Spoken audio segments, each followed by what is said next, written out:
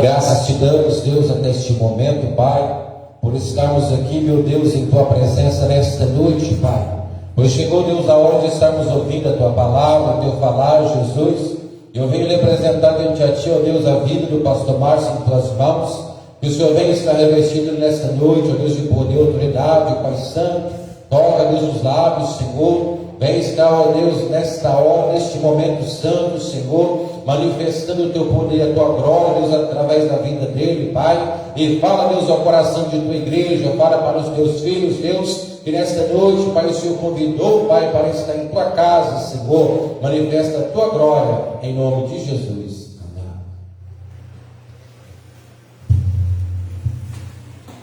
Amém. 2 Reis, capítulo 5.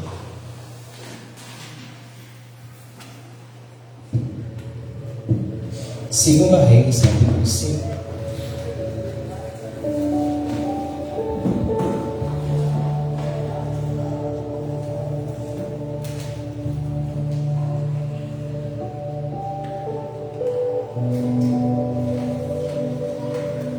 Do versículo 20 até o versículo de número 27. Segunda Reis, capítulo 20. Versículo 20 até o versículo 27, Segunda Reis. Vamos achar Segunda Reis? Amém? Pode estar lendo?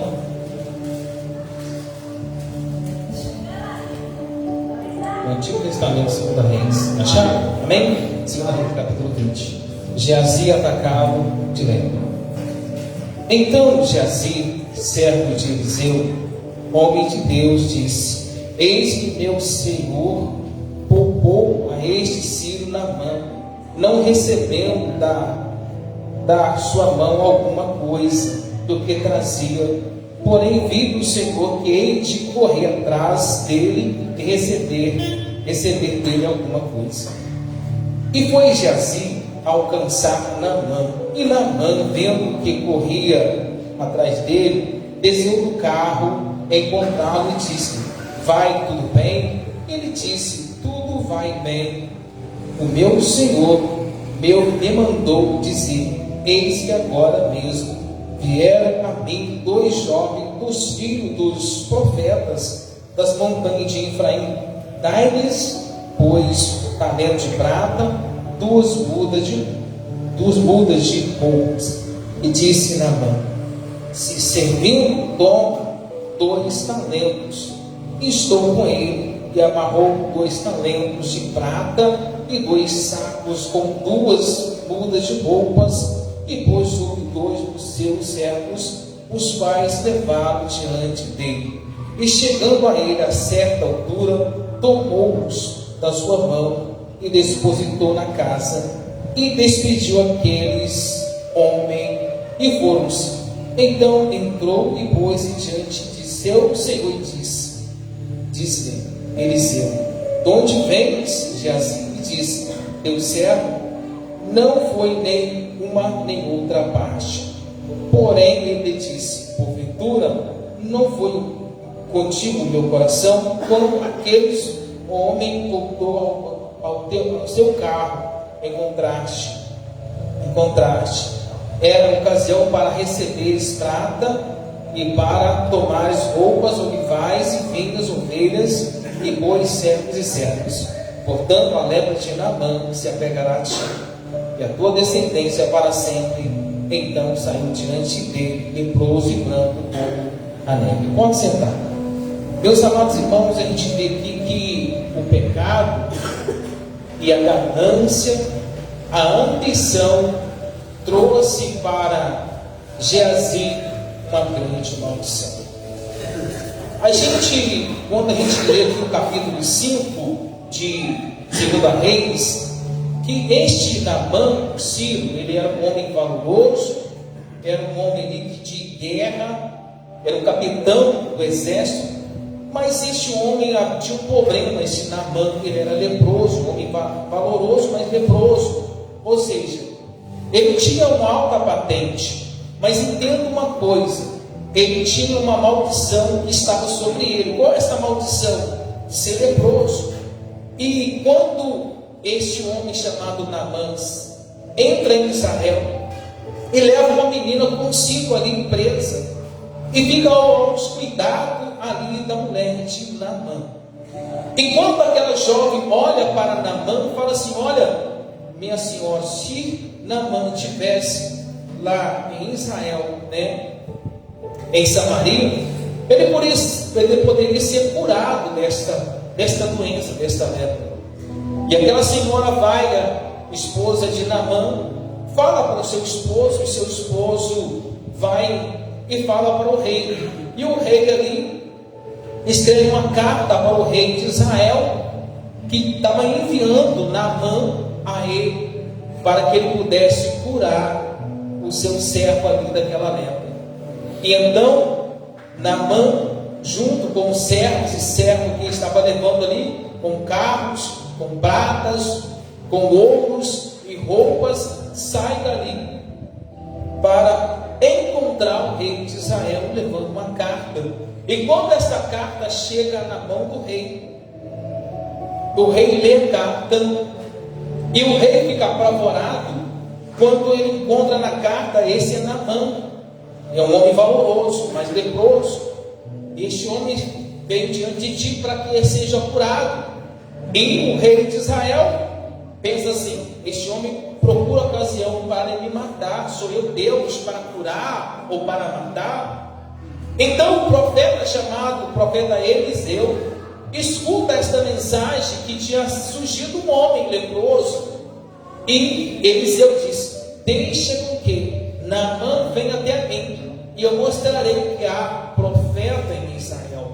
E quando este homem é mandado à casa de Eliseu, o profeta, a Bíblia nos fala que Naamã chegava naquele lugar. Naamã achava que ia entrar dentro da casa de Eliseu, ia receber ele, ia colocar as mãos sobre ele, ia curar ele daquela lepra. Mas a situação foi diferente que aconteceu. A Bíblia nos relata que quando Eliseu vê notícia de Naamã, que estava ali na porta da sua casa, Eliseu disse para Naamã: você deve mergulhar 7 vezes no rio Jordão, para que você seja curado desta lepra. E a Bíblia diz que Naamã fica indignado com a resposta do profeta. Ele fica indignado, revoltado, porque ele fala assim: não são os rios de Abana, Papá melhores do que esse rio sujo? Eu não poderia mergulhar nele e seria curado? Eu achava que eu entraria na casa dele, ele colocaria a mão sobre mim e eu seria curado.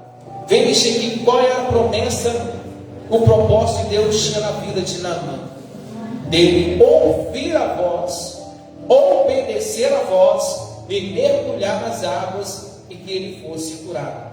Veja atentamente, muitas das vezes Deus ele vai fazer sinais, e muitas vezes Deus não vai colocar a mão sobre o enfermo, e naquele momento Deus permitiu usar sinais para que ele fosse curado. Como assim? A obediência dele, mergulhando nas águas, descendo as águas, pela obediência dele, para que ele fosse curado. Ele achava que o homem de Deus ia colocar as mãos sobre ele e fosse curado, mas não aconteceu. E naquele momento ele fica indignado, pensa até que ia voltar, mas alguém fala assim: olha, meu pai, se alguém mandasse o senhor para a guerra, guerrear, o senhor iria? Ele disse: sim, eu guerrearia. Então, quanto mais mergulhar neste rio, e a Bíblia nos diz que ele mergulha 7 vezes dentro do rio, e a Bíblia diz que ele fica purificado e a sua pele fica como uma de uma criança. Enquanto ele sai ali novamente daquele rio, ele vai diretamente ao profeta que tinha falado para ele mergulhar no rio. E quando ele chega ali com a sua comitiva, com seus carros, com suas roupas, prata, ouro, o que ele tinha saído, veio para agradecer a ele e dar a ele os presentes que ele tinha trazido. entregar o profeta Eliseu. Mas a Bíblia diz que o profeta Eliseu, quando vê aquelas comitivas ali, roupas, ouro, prata, ele rejeita aqueles presentes. O profeta Eliseu rejeita aqueles presentes. E a Bíblia diz que o Naamã, ele citou ali, não fica com os presentes que eu trouxe para você. Ele diz: eu não posso cobrar nada de você, vai em paz. E a Bíblia diz que então Naamã, ele vira junto com os seus servos e vai embora. E a Bíblia diz que quando Geazi, ele vê essa situação, que o seu senhor não cobrou nada, ele pensa assim: olha, o meu senhor não pediu nada a Naamã. Veja assim, ó, que capítulo 20. Então Geazi, servo de Eliseu, homem de Deus, disse: eis que meu servo poupou a este sírio Naamã, não recebendo da sua mão alguma coisa do que trazia. Porém, vive o Senhor que hei de correr atrás dele e receber dele alguma coisa. E a Bíblia diz que Geazi, ele cresce os olhos, fica cobiçoso ali e vai atrás de Naamã, correndo, buscar algo para ele. E quando ele vai buscar algo para ele, vai em Geazi alcançar o que? Naamã. Vive, e vendo que correr atrás dele, desceu do carro, encontraram e disse: vai, tudo bem?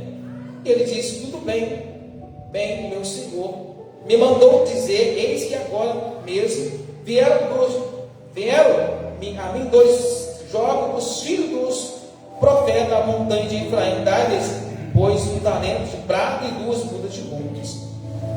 Entenda uma coisa: Geazi, ele vai com a intenção má, uma intenção maligna, mente para Naamã, que Eliseu tinha mandado pedir algo para Naamã. Mas Eliseu, homem de Deus, não pediu nada para Naamã, porque tudo o que estava acontecendo aqui era Geazi que estava com os olhos nas coisas de Naamã. E a Bíblia diz que Naamã, eles dão ali roupas ali para eles, né? Para que ele pudesse levar roupas, olivais, né? Ou seja, roupas, olivais e vinhas, ovelhas, servos e servas. Ou seja, ele leva ali naquele momento. E quando ele recebe aquilo, a Bíblia nos fala que Geazi, ele esconde dentro da sua casa aquilo que ele tinha pedido Naamã. E quando a Bíblia diz, ele esconde e fica no seu lugar quieto. Mas Geazi estava mentindo e estava se escondendo.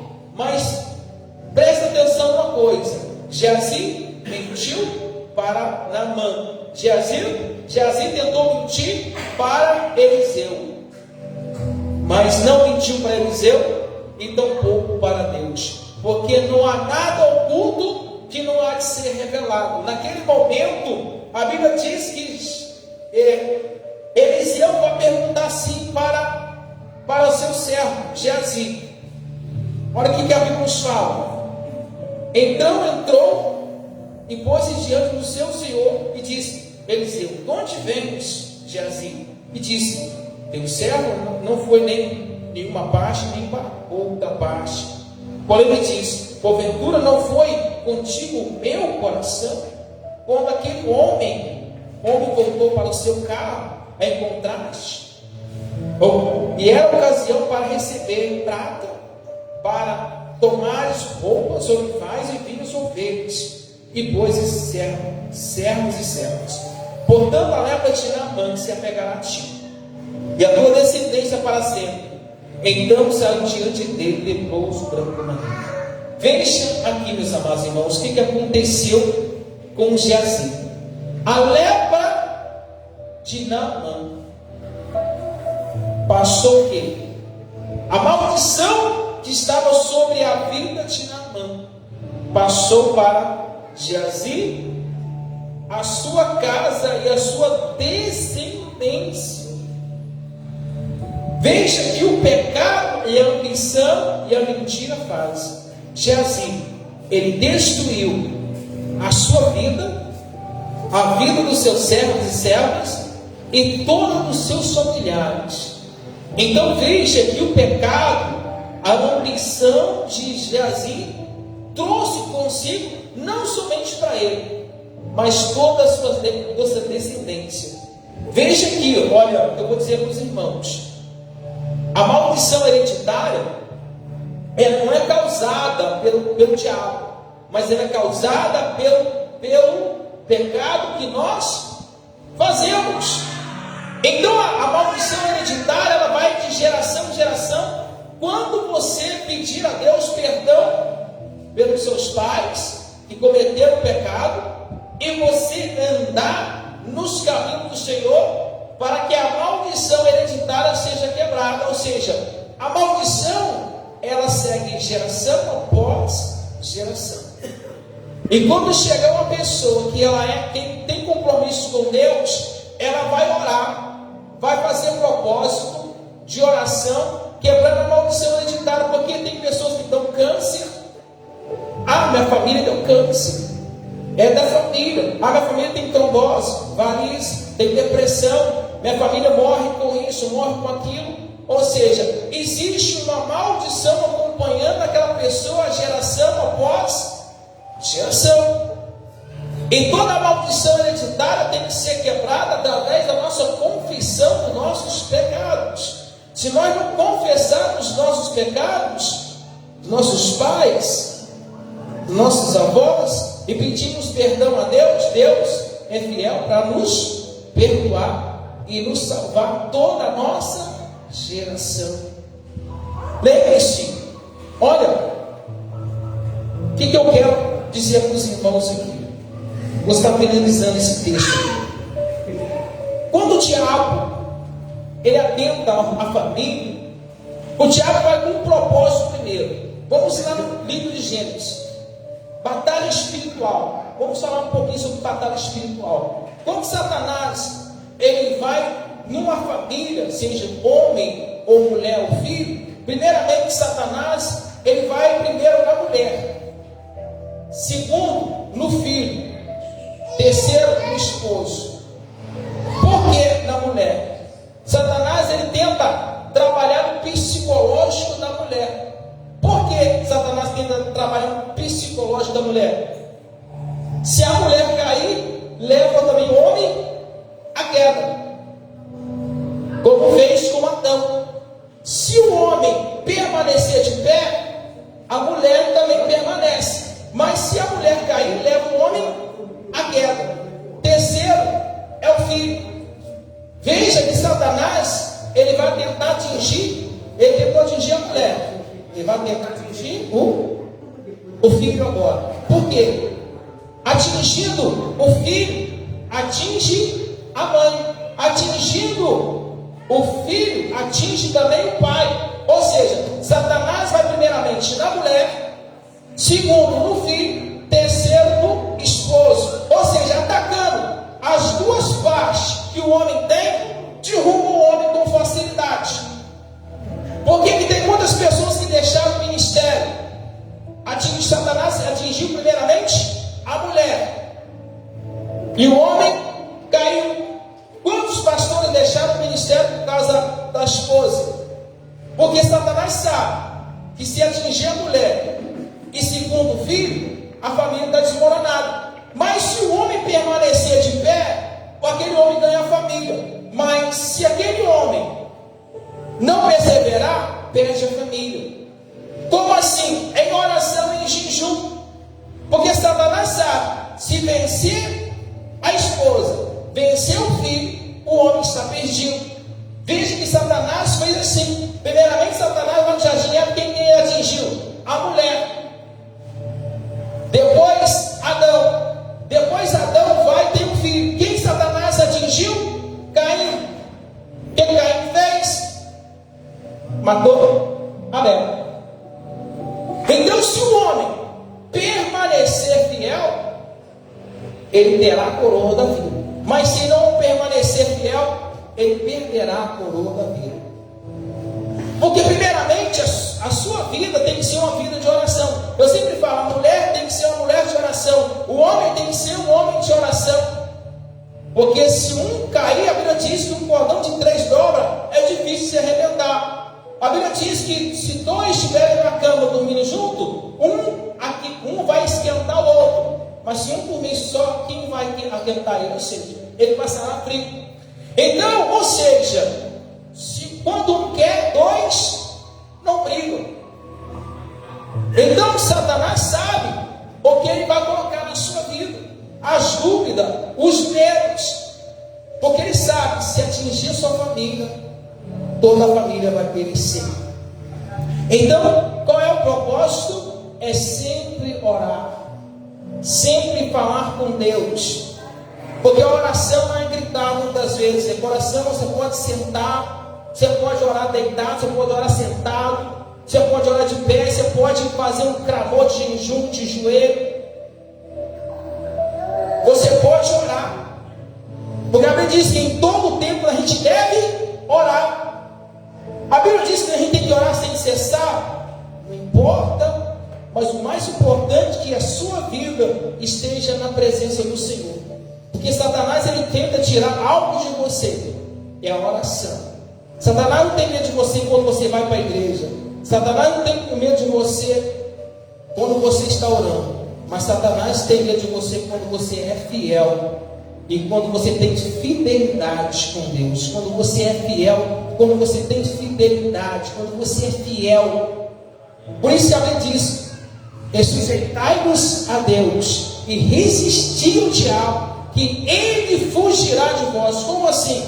Quando nós estamos dando crédito à palavra do Senhor, não pecando, não xingando, não amaldiçoando, fazemos tudo para agradar ao Senhor, e nossa vida está tão repleta do amor de Deus, do carinho de Deus, da abundância de Deus, que os anjos de Deus estão ao nosso lado, acampados ao nosso redor, nos protegendo contra a astuta e cilada do diabo. Em capítulo, Pedro nos fala, 2 Pedro, se eu não me engano aqui, isso mesmo. 1 Pedro capítulo 5 fala: humilhai-vos debaixo da potente mão do Senhor, para que em vosso tempo vos exalte. O diabo, o vosso adversário, ele anda de redor, bramando como um leão, procurando que ele possa tragar, o qual resistir firme na fé, sabendo que os nossos irmãos antepassados tiveram as mesmas aflições que nós. Ou seja, o nosso dever é orar, porque a Bíblia não fala humilhar-vos debaixo da potente mão do Senhor. Quando você perder a noite de sono, vai orar. Quando você perder a noite de sono, não vai para o celular não, vai orar. Quando você crer no seu milagre, vai acontecer. Porque tem muitas pessoas que perdem o sono, vai para o celular durante a noite, está assistindo coisas que não poderia assistir. E Satanás está em busca disso, procurando os que estão distraídos, procurando as pessoas que estão distraídas para implantar sua heresia do mal. Mas quando você está orando, você está alimentando a sua fé. Porque o exercício da fé, como é o exercício da fé? É oração. Como se faz exercício? É você orando, é você falando com Deus, é você procurando a ser amigo de Deus. A Bíblia diz que de Jesus tinha quantos discípulos? 12.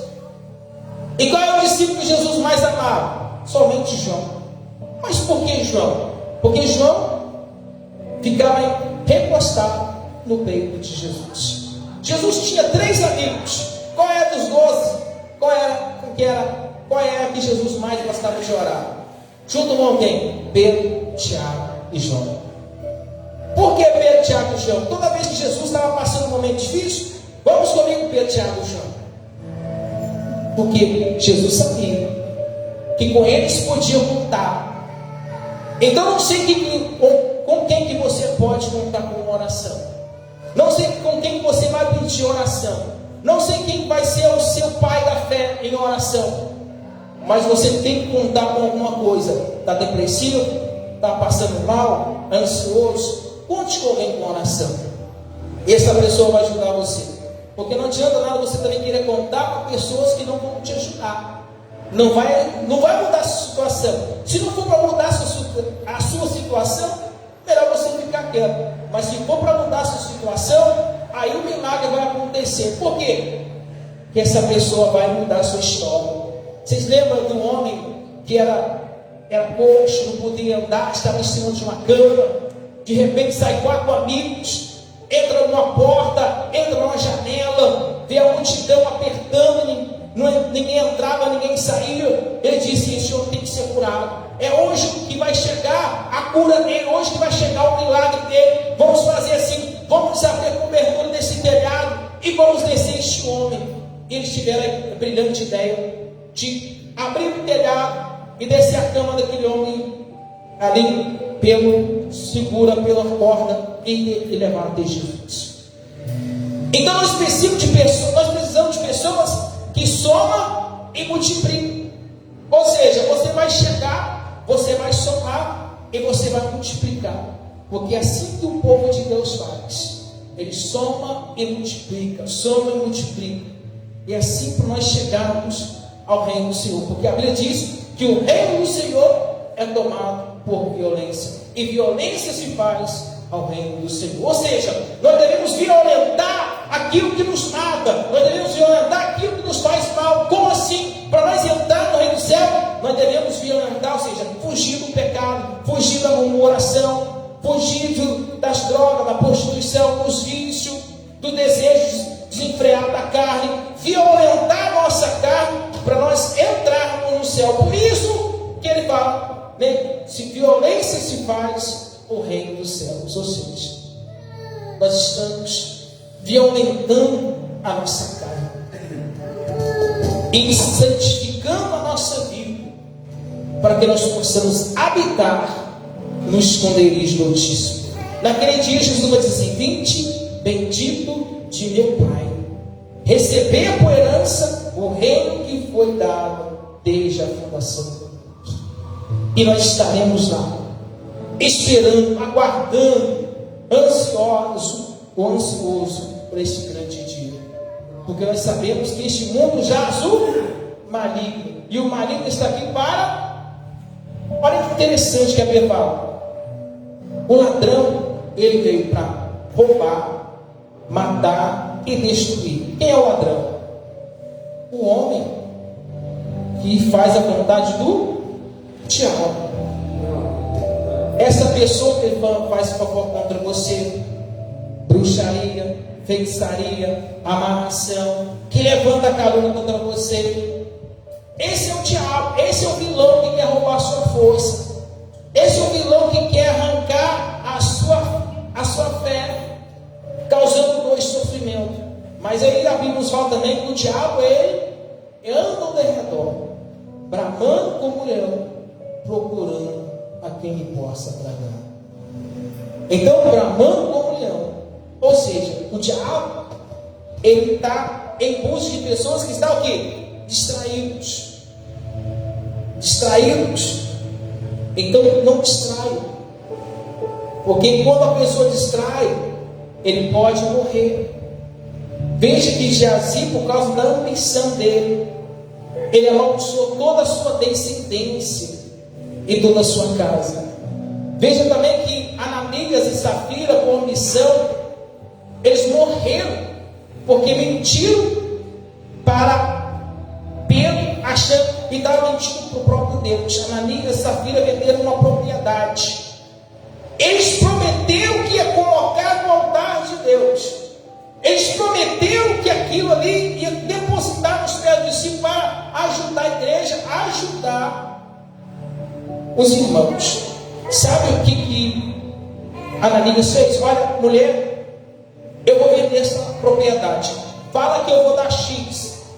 Eu vou esconder X. Fala que eu vendi essa propriedade com este preço. E a Bíblia diz que ele vendeu a propriedade e rendeu uma boa parte ali. Mas a herança não era dele, a terra não era dele, por que ele queria mentir? Por que ele queria esconder? Mas ele queria mostrar para as pessoas que era o bananã. Ele queria mostrar para as pessoas que ele era o melhor, era o grandão. Ele queria aparecer, mas ele desapareceu. A Bíblia diz que ele chegou ali com uma bolsa, com dinheiro, para mostrar: não, está aqui o dinheiro, eu vendi essa propriedade, está aqui. E Pedro vai dizer assim: olha, você mentiu para Deus, não era seu. E a Bíblia diz que ele mentiu, ele cai ali morto. E também a sua esposa também, quando chegou, confessou a mesma palavra, que tinha vendido aquela propriedade por dinheiro. E aquela mulher também caiu morta. Olha o que o pecado faz, olha o que a mentira faz. Amém. Quem é o pai da mentira? Fala bem alto, quero escutar. Quem é o pai da mentira? O pai da mentira é o diabo. E quem estava no coração dele naquele momento? Satanás. Então veja que tudo que nós falamos gera algo no céu ou algo no inferno. Ou a oração sobe, ou a palavra sobe, ou a palavra desce.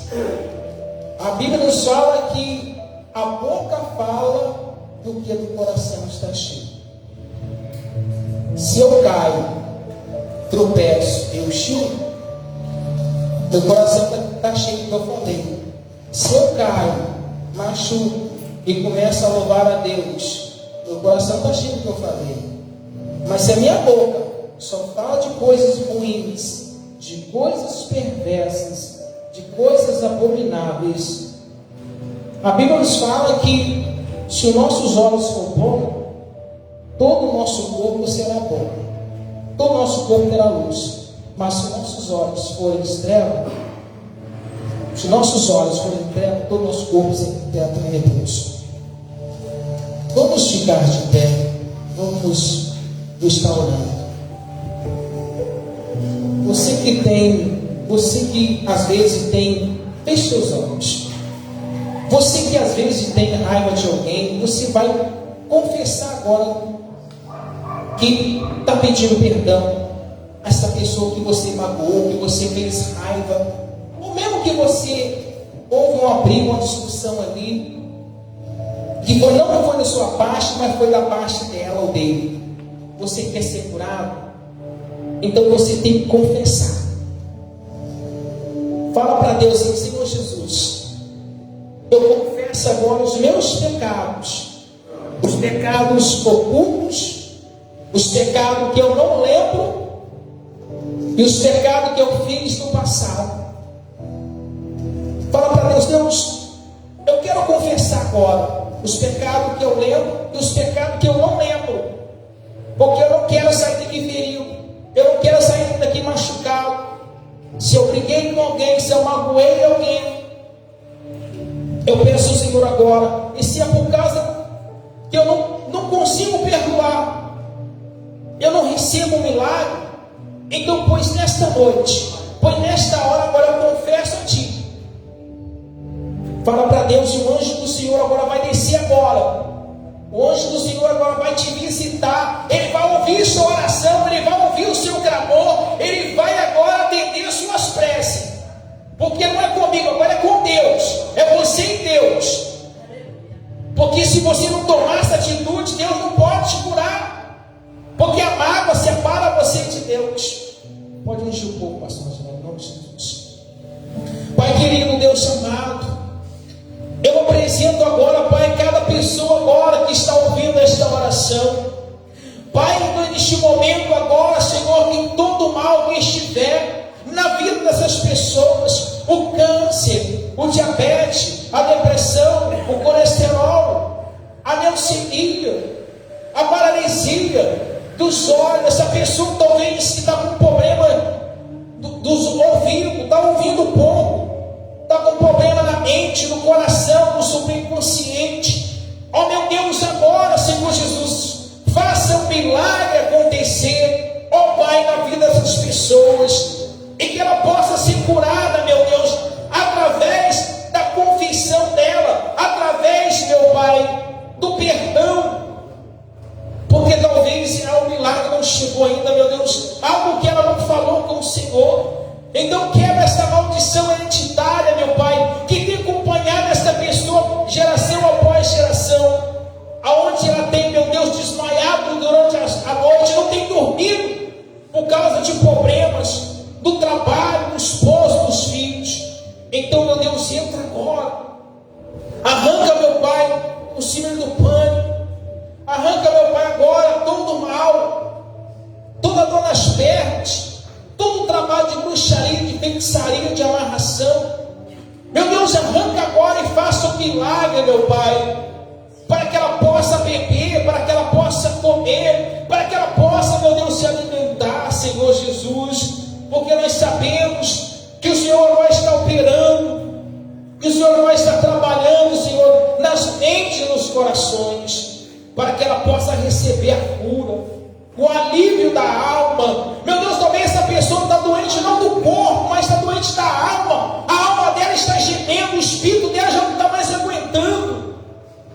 Então, meu Deus, entra agora com um milagre, meu Deus, e que ela sinta agora paz na sua casa. Se ela tem vício de cigarro, se ela tem vício de droga, vício de alguma coisa, meu Deus, agora que ela sinta vontade agora de parar, ela sinta vontade agora, meu Pai, de renunciar este mal que está na mente dela, no coração dela, e que ela seja limpa agora, que ela seja purificada agora, no nome de Jesus, Pai, Senhor Jesus, porque a lei diz: eu vos deixo a paz, eu vos dou a minha paz, não a paz que o mundo oferece, mas a paz que está em Cristo Jesus. Ó Senhor Jesus, nós te amamos, ó Senhor Jesus, nós te amamos, Senhor, fica conosco, Senhor, habita em nosso coração, faça morada em nosso coração, porque nosso corpo é do Senhor, nosso corpo é templo do Espírito Santo. Faça morada em nós, Senhor. Nós não queremos perder o teu amor, nós não queremos perder o teu brilho. Brilha em nós, Espírito Santo, brilha em nós, Senhor Jesus. Nós te entregamos, meu Pai, a nossa vida em tuas mãos, a vida dos teus filhos, do teu povo, Pai, e que haja a abundância do Senhor, no nome de Jesus. Amém. E graças a Deus. Amém, igreja. Os irmãos têm suas mãos. O amor de Deus e a graça do Senhor Jesus e a doce comunhão e consolação do Santo Espírito que seja com todos nós e todo aquele que crê e diz amém. Tudo eu posso. Se Deus é por nós, agindo Deus, é a vitória.